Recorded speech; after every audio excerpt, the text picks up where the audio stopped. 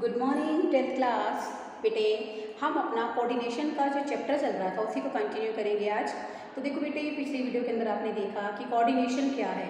एक harmonious adjustment है different parts of the organisation so that organisation is able to get success. Okay, तो बेटे अब coordination को हम लोग क्या कहते हैं? Essence of management. इसका मतलब क्या है बेटे? Coordination is not a separate function of management, it may be involve in any function of management. बेटे कोऑर्डिनेशन जो है हमारा वो कोई सेपरेट फंक्शन ऑफ मैनेजमेंट नहीं है बच्चों। एक तरह से अगर हम बात करते हैं बेटा, तो जो हमारा कोऑर्डिनेशन है बेटे वो क्या है? एक तरह से हमारे हर एक फंक्शन के अंदर क्या है? इन्वॉल्व है। इसलिए हम लोग क्या कहते हैं कोऑर्डिनेशन को? Essence of management. यानी कि सभी जितने भी मैनेजमेंट के फंक्शंस हैं उनके अंदर हमें कोऑर्डिनेशन की रिक्वायरमेंट पड़ती है। जैसे फर्स्ट है बच्चों कोऑर्डिनेशन एंड प्लानिंग। प्लानिंग क्या है बेटे? What to do, how to do, when to do it, deciding in advance is known as planning. क्या, कब, कौन, कहाँ, कैसे करेगा, इसी को ही डिसाइड करना बेटे क्या कहलाता है? प्लानिंग कहलाता है। तो देखो बेटे, प्लानिंग के अंदर भी हमें कोऑर्डिनेशन की जरूरत है। क्यों कोऑर्डिनेशन की जरूरत है बेटे? Because different people are working together. हर एक व्यक्ति को एक दूसरे व्यक्ति के साथ काम करना है। जब हम लोग प्लानिंग कर रहे हैं तो हम ये डिसाइड कर रहे हैं कि कौन क्या किस तरह से करेगा, ताकि किसी भी तरह से उनकी एक्टिविटीज़ को लेकर कोई भी कन्फ्लिक्ट, कोई भी क्लैश ना हो। तो इसलिए बेटे while the manager is doing planning then he must require the controlling. Okay, second है बच्चों ऑर्गेनाइजिंग। ऑर्गेनाइजिंग में क्या होता है बेटे? There are different departments. Different departments का मीनिंग क्या है बेटे? बहुत सारी तरह के डिपार्टमेंट होते हैं। जैसे हमारा प्रोडक्शन डिपार्टमेंट है, ओके, हमारा मार्केटिंग डिपार्टमेंट है, ऐसे ही बच्चों हमारा फाइनेंस डिपार्टमेंट होता है, ऐसे ही स्टूडेंट्स हमारा पर्सोनल डिपार्टमेंट होता है। अभी देखो प्रोडक्शन डिपार्टमेंट का काम क्या है? क्वालिटी प्रोडक्शन करके देना, कंपनी की कॉस्ट को मिनिमाइज करना ताकि कंपनी अपने प्रॉफिट को बढ़ा सके। सेकंड, मार्केटिंग का ऑब्जेक्टिव क्या है? ज़्यादा से ज़्यादा सेल करना, एडवर्टाइजमेंट करना, लोगों को प्रोडक्ट के बारे में बताना ताकि कंपनी की सेल को बढ़ाया जा सके। अभी फाइनेंस का ऑब्जेक्टिव क्या है? टाइमली फाइनेंस अवेलेबल कराना। कभी ऐसा ना हो कि फाइनेंस हमारे पास ना हो, भाई बेसिकली हमारे पास अवेलेबल ना हो फाइनेंस के सोर्स और हम बेटा किसी फेवरेबल अपॉर्चुनिटी को स्किप कर जाएं। तो इसलिए बेटे ज़रूरी क्या है कि हर एक फंक्शन ऑफ हर एक डिपार्टमेंट क्या है बेटे हमारे लिए इम्पॉर्टेंट है। चाहे हम बात करते हैं पर्सोनल डिपार्टमेंट की। पर्सोनल डिपार्टमेंट होता है बच्चे सेवी वर्गीय कर्मचारी विभाग। इसका ऑब्जेक्टिव क्या होता है? डिफरेंट डिपार्टमेंट के अंदर एम्प्लॉइज़ को उनकी रिक्वायरमेंट के अकॉर्डिंग, उनकी क्वालिफिकेशंस के अकॉर्डिंग अवेलेबल कराना है। ठीक है, तो देखो बेटे यहाँ पर अगर हम बात करें ऑर्गेनाइजिंग के अंदर there are different department are here. तो बेटे हम क्या करना है? जब एक मैनेजर क्या करता है, ऑर्गेनाइजेशन का स्ट्रक्चर तैयार करता है कि how many post and how many type of capable person with different qualifications are required, then he prepare the organising structure. जब वो संगठन संरचना तैयार करता है, संगठन संरचना का मतलब क्या है कि ऑर्गेनाइजेशन में कितनी पोस्ट पर किस तरह के किस क्वालिफिकेशन के व्यक्ति की जरूरत होगी। तो इसके लिए भी बेटे वो क्या करता है? कोऑर्डिनेशन क्रिएट करता है। That's why we can say that coordination is required when the manager is also doing the function of organising. Next है बच्चों हमारा कोऑर्डिनेशन एंड स्टाफिंग। स्टाफिंग क्या होता है? To fill the people with post, लोगों को काम पर लगाना, and so that they do work for the organisation. जब आप ऑर्गेनाइजेशन में बेटे किसी को काम पर लगाओगे तभी तो वो काम करेगा ना। तो स्टाफिंग का मतलब क्या है बेटे? कि ऑर्गेनाइजेशन के अंदर बेसिकली हम लोग क्या कर रहे हैं? लोगों को अपॉइंट कर रहे हैं, उनको अपॉइंटमेंट कर रहे हैं, उनको प्लेसमेंट प्रोवाइड कर रहे हैं। तो बेटे देखो स्टाफिंग का मतलब क्या है? To fill the post with people. आपने ऑर्गेनाइजेशन में स्ट्रक्चर प्रिपेयर किया कि कितने लोगों की जरूरत है, और स्टाफिंग के अंदर आप क्या कर रहे हो? उन लोगों को अपॉइंट कर रहे हो। ठीक है ना। नारायण मूर्ति जो कि CEO है हमारे इन्फोसिस कंपनी के, बहुत बड़ी सॉफ्टवेयर कंपनी है, आप सबको ही पता है बेटे, उनकी स्टेटमेंट है our assets work out at the beginning and we may assure, हमें एश्योर करना है, then they come back in the morning. हमारी एसेट, एसेट कौन सी है बेटे? In this word asset means our human asset. हमारी मानवीय संपत्तियाँ, वो क्या हैं बेटे, हमें क्या बता रही है हमारी मानवीय संपत्तियाँ कि नारायण मूर्ति की स्टेटमेंट है कि हमारी जो ह्यूमन एसेट है वो शाम को फैक्ट्री के दरवाजे से बाहर चले जाते हैं और हमें ये एश्योर करना है कि वो नेक्स्ट डे फैक्ट्री के अंदर वापस आएँ। तो बेटे इसको क्या कहते हैं हम लोग, स्टाफिंग। जब उनको काम पर लगाएंगे बेटे तभी तो वो नेक्स्ट डे आएंगे। तो बेटे स्टाफिंग का जो मेन प्रिंसिपल है that is right people to the right job. Staffing का मेन बेसिकली प्रिंसिपल क्या है, right people for the right job, यानी कि सही काम के लिए सही व्यक्ति का सिलेक्शन करना। Because peoples are from different background, different social culture, different capabilities and different interests, but coordination is must required to coordinate their activities so that organization run successfully, ताकि जो हमारा संगठन है, हमारी जो ऑर्गेनाइजेशन है, कंपनी है, वो सक्सेसफुली चल सके। क्योंकि बेटे स्टाफिंग के अंदर बेटे जब हम लोगों को अपॉइंट करते हैं और डिफरेंट बैकग्राउंड से होते हैं, different test, different interest, different social culture, different qualifications के साथ आते हैं, तो कोऑर्डिनेशन ही है जो उनकी एक्टिविटीज़ को क्या कर सकता है, आपस में जोड़ सकता है। ठीक है, नेक्स्ट है जो हमारा कोऑर्डिनेशन एंड डायरेक्टिंग। डायरेक्टिंग के अंदर बेटे हमारी 4 बातें हैं, मैंने आपको इस यूनिट के अंदर बताई थी। डायरेक्टिंग में क्या आता है, गाइडेंस प्रोवाइड करना, उनके काम को हर तरह से चेक करना। This is known as supervision. क्या कहलाता है बेटे, सुपरविजन। सेकेंड है बच्चों हमारा कम्युनिकेशन। थर्ड है बच्चों मोटिवेशन और माय डियर स्टूडेंट फोर्थ है बेटे हमारा यहाँ पर लीडरशिप। तो देखो बेटे सुपरविजन क्या होता है, डायरेक्टिंग का मतलब होता है बेटे जब मैनेजर बेटे स्टाफ को अपॉइंट करता है बेटे तो उसके बाद various type of guidance directions will be given by the manager to the subordinates. This is known as direction. Direction के 4 एलिमेंट्स हैं बच्चों। फर्स्ट होता है सुपरविजन, उनकी रेगुलर एक्टिविटीज को चेक करना कि वो अपना काम सही तरीके से कर रहे हैं नहीं कर रहे हैं। सेकेंड है बच्चों हमारा कम्युनिकेशन। कम्युनिकेशन क्या है, it refers to transferring ideas fact to the another person so that they can understand these ideas these fact in a same way. ठीक है ना, which you have told. It means जिस तरह हमने उनको बताया है या बताया था उसी तरह वो हमारी बातों को, हमारी ओपिनियन को, हमारे सजेशंस को समझे। This is known as communication. अगर आप बेटे अपने नीचे काम करने के लिए किसी वर्कर को अपॉइंट करते हो then you have to provide the direction. Direction provide करने में आप उसके काम को मॉनिटर करोगे तो दैट इज सुपरविजन। आप उसके साथ कम्युनिकेट करोगे, काम से रिलेटेड उसको बातें बताओगे, अपने एक्ट अपने आइडियाज उसके साथ डिस्कस करोगे।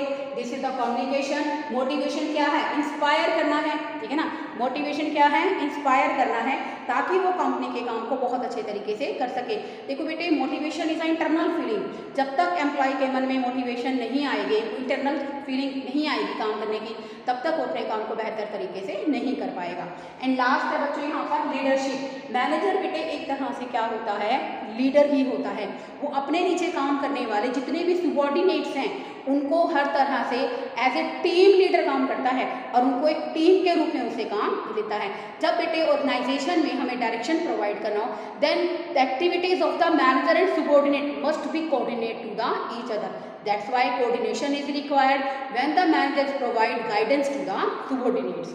लास्ट है बच्चों कंट्रोलिंग। कंट्रोलिंग क्या है बेटे, कंट्रोलिंग का मतलब है to close our desired result, to close our desired results to the actual results, यानी कि to bring our actual result, हमारे जो actual results हैं बेटे वास्तव में जो हमारे काम के रिजल्ट रहे हैं उन्हें नज़दीक लेकर आना। किसके नज़दीक लेकर आना, हमारे डिजायर्ड क्या होते हैं बेटे, which we have plan for the future, जो हमने बेटे प्लान किए हैं। ठीक है ना, उनके रिजल्ट हमारे वास्तव में जो रिजल्ट है उनके बराबर लेकर आना, उसी को बेटे हम लोग क्या कहते हैं, कंट्रोलिंग।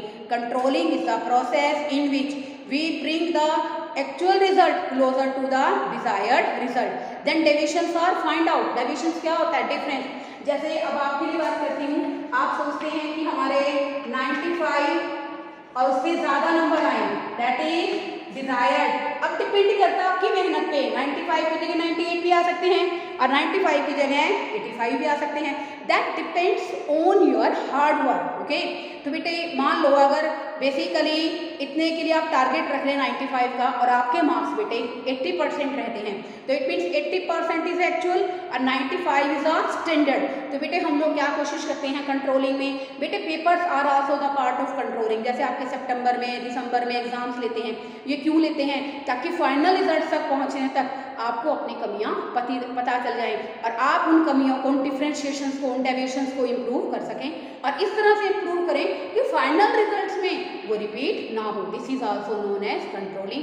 तो कंट्रोलिंग के अंदर बेटे डेविएशंस को फाइंड आउट करते हैं और उनके लिए करेक्टिव एक्शन प्लान लेते हैं। तो ये सब करने के लिए भी हमें कोऑर्डिनेशन की रिक्वायरमेंट होती है।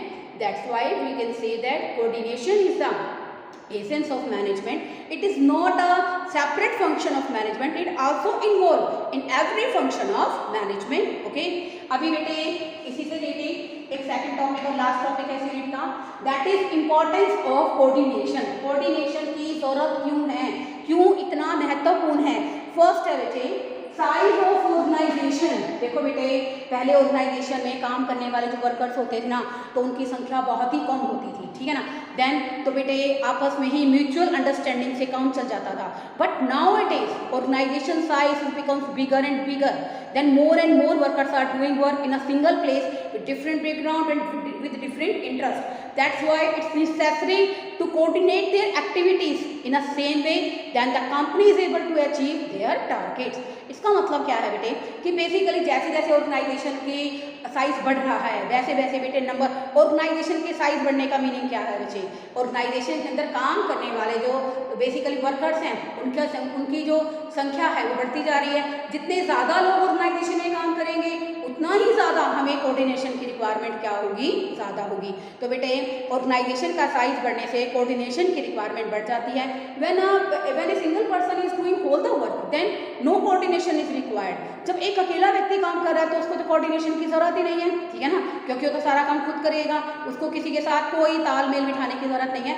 When more and more people are doing work in a single particular place then there activities must be coordinated. तो हमें उनकी एक्टिविटीज को कोऑर्डिनेट करना पड़ेगा। That's why coordination is required. Second है बच्चों हमारा functional differentiation. There are functional differentiation between the different departmental organization, different departments. अभी मैंने यहाँ बताया था कि डिफरेंट डिपार्टमेंट है, इनके फंक्शंस में क्या है, डिफरेंस है, ठीक है।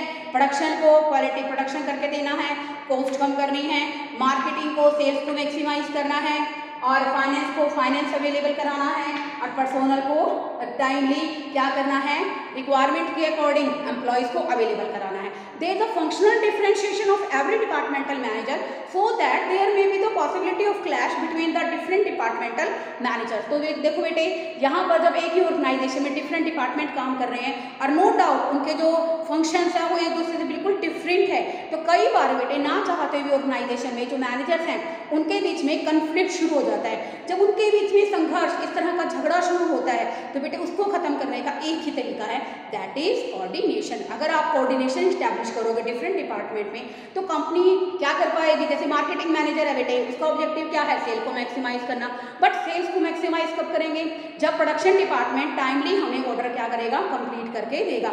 देन हमें क्या करना चाहिए कि जितने भी डिफरेंट डिपार्टमेंटल मैनेजर्स हैं उनकी एक्टिविटीज में क्या करना चाहिए, कोऑर्डिनेशन क्रिएट करना चाहिए। नेक्स्ट है बच्चों स्पेशलाइजेशन। स्पेशलाइजेशन क्या होता है, हम टोटल वर्क को क्या करते हैं, सब वर्क में डिवाइड कर देते हैं। जैसे मान लो हमारा काम क्या है, मोबाइल को मैन्युफैक्चर करना है, तो उसके लिए हम लोग क्या खरीदते हैं बच्चों, कुछ तो हम लोग क्या खरीदेंगे, रॉ मटेरियल, ठीक है, कुछ हम लोग क्या खरीदेंगे, फिनिश्ड प्रोडक्ट्स खरीदेंगे।